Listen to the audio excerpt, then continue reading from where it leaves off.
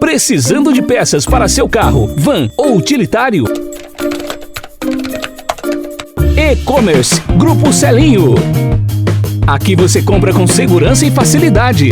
Entregamos no conforto da sua casa. Ou, se preferir, disponibilizamos retirada na loja, com ofertas exclusivas. Mais uma opção de compra.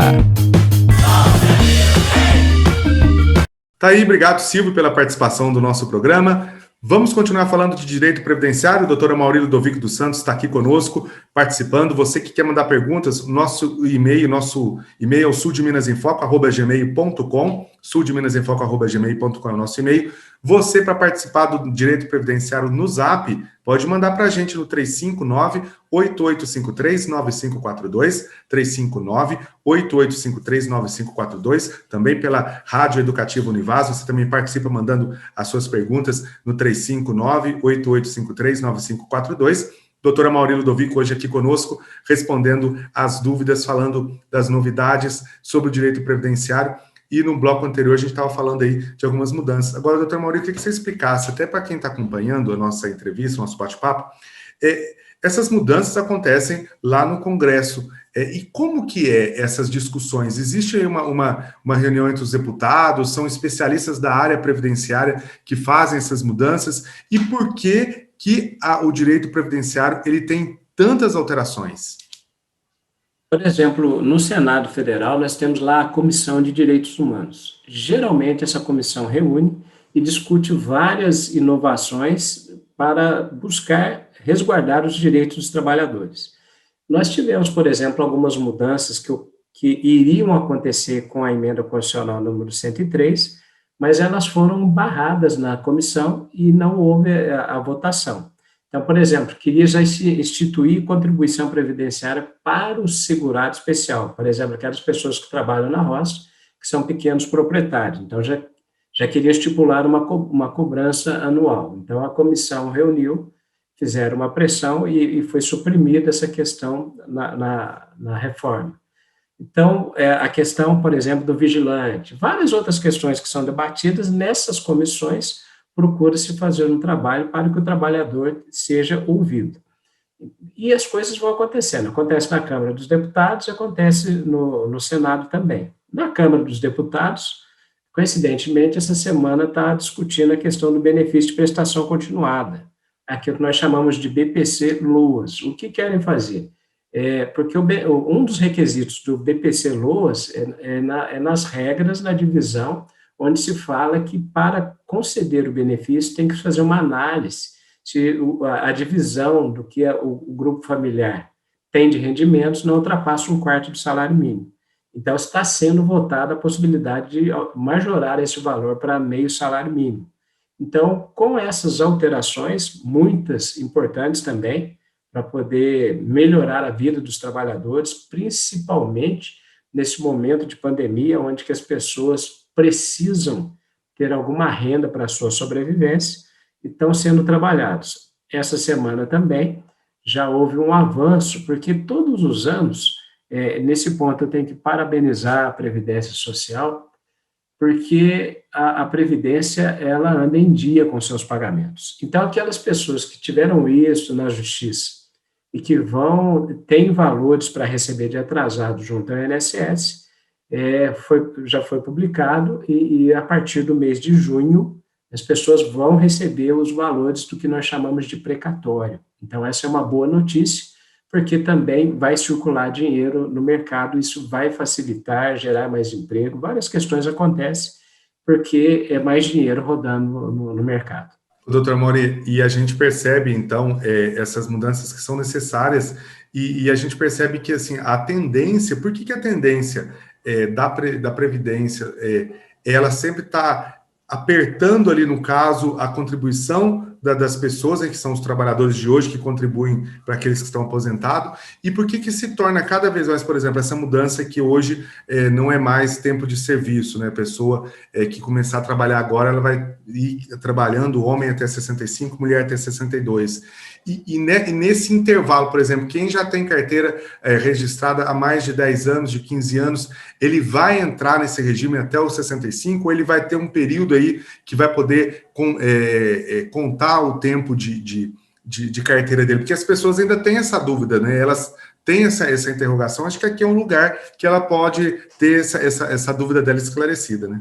Importante a sua colocação, Lucas, por vários motivos. Então, as pessoas que estão trabalhando têm seus direitos garantidos, nós podemos contar com regras de transição, ou seja, as pessoas vão ter que trabalhar mais. Mas a gente fazendo um estudo da evolução histórica da Previdência Social, nós notamos que nos últimos anos, somente 5 países tinham aposentadoria por tempo de contribuição. Os demais já eram todos para aposentadoria por idade. E no Brasil também vem se fazendo um trabalho muito forte, desde 1998, para extinguir a aposentadoria por tempo de contribuição, e praticamente conseguiu agora. Agora, a aposentadoria é mesmo por idade. Existem algumas regras de transição, mas na sua grande maioria vai ser por idade. Eu queria fazer aqui uma pequena observação, extremamente importante. Vou dar um exemplo que vai ajudar na carreira de muitas pessoas. Vamos interpretar que uma pessoa de 40 anos, que ela tenha 12 anos de contribuição. Aí ela tem aquela dúvida, olha, eu aumento as minhas contribuições, eu vou reduzir, o que eu vou fazer? Tá? Então, essa pessoa já tem que ficar claro que, se ela for mulher, a aposentadoria dela vai ser com 62 anos.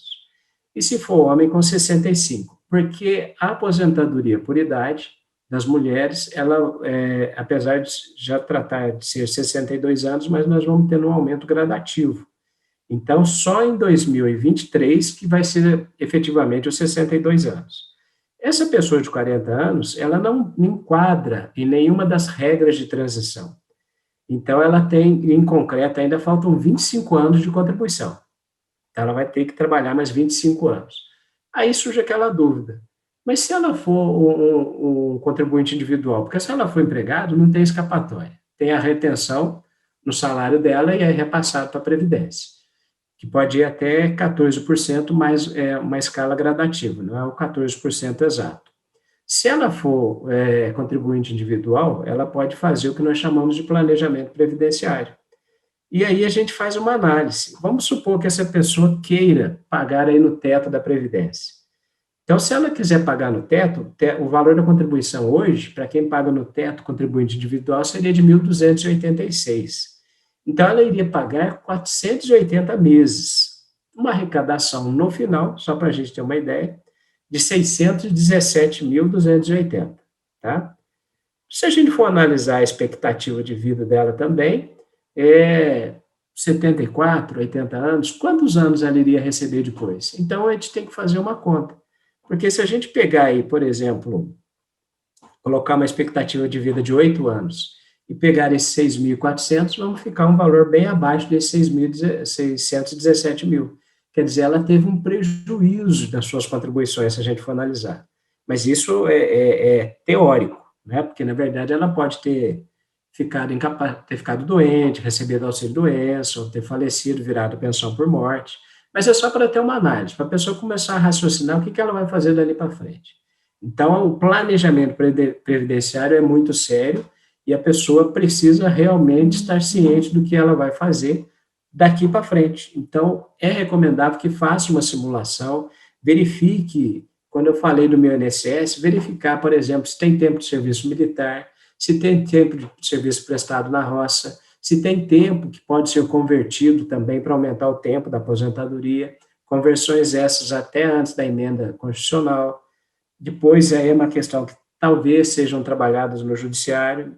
Então, tem tudo isso para ser feita uma análise. Então, não é mais simplesmente entregar os documentos no INSS. Eu vou requerer aposentadoria. Não. Tem que se fazer uma análise muito séria, planejar para que o futuro seja melhor ainda. Bom, a gente hoje, no nosso programa, conversamos com o doutor Amaury Ludovico, advogado previdenciarista, professor da Faculdade de Direito do Sul de Minas, nosso parceiro aqui no programa, sempre esclarecendo as dúvidas e trazendo informações importantes. Doutor Amaury, as suas considerações finais. Queria agradecer novamente a oportunidade de estar aqui. Eu espero que a população leve muito a sério essa questão das contribuições previdenciárias, procure conversar, fazer uma análise detalhada, fazer o seu planejamento. Da mesma maneira que a gente faz um planejamento financeiro, né? Podemos gastar até quanto, né? E hoje tem que ser tudo muito bem na ponta da caneta para não ter prejuízo no futuro. Então, eu desejo aí uma boa semana para todos, abençoado, muita saúde, né? Que é o que mais a gente precisa. Fé em Deus e vamos firme na estrada. Tá ok, doutora Mauri Ludovico dos Santos, advogado previdenciarista, participando hoje aqui do programa Sul de Minas em Foco. Obrigado pela parceria, pela presença. Agradeço você de casa que acompanhou o programa. Até a nossa próxima edição do programa Sul de Minas em Foco. Fiquem com Deus, uma boa semana para você. Até sexta-feira que vem, 10 horas da noite. A gente se vê.